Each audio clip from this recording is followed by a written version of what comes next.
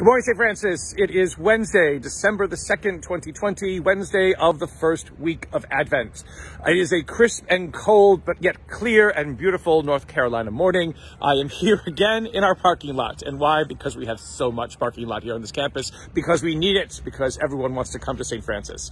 But I am here in the parking lot this morning because of this beautiful vista behind me.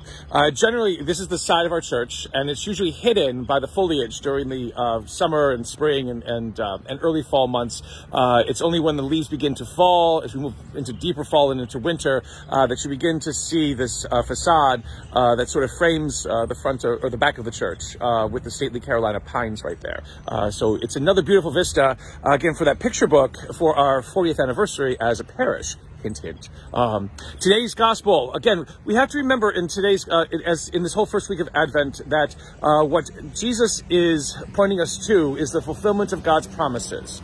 It begins, again, always on that first Sunday of Advent, with a forecasting of the end of the world, of the end of time, something we are not supposed to fear, but something we are supposed to welcome. And again, the life of Christ on this earth was showing us and pointing us and giving us the signs of what that fulfillment, not that end, would be.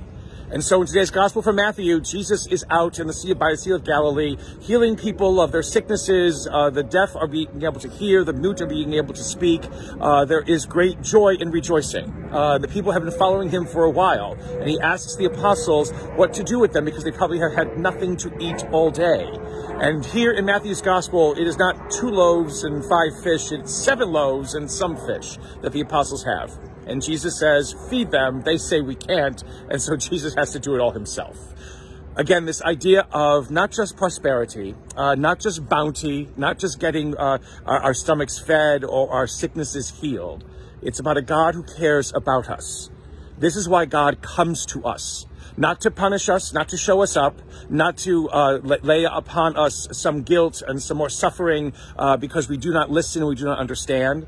A God who does not let anything stand in the way, including our own obstinance and stubbornness, our inability to see through the trees at the beauty and the wonder that God has created all around us.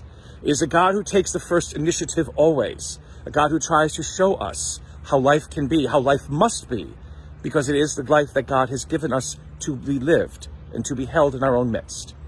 Advent promises us glory, not just the glory of the Savior being born for us, but the glory of what it means to be a human being. A glory that awaits its fulfillment, not its end. A glory that enables us to rejoice in the fact that we have been wondrously and marvelously created by a God who shared his very life with us.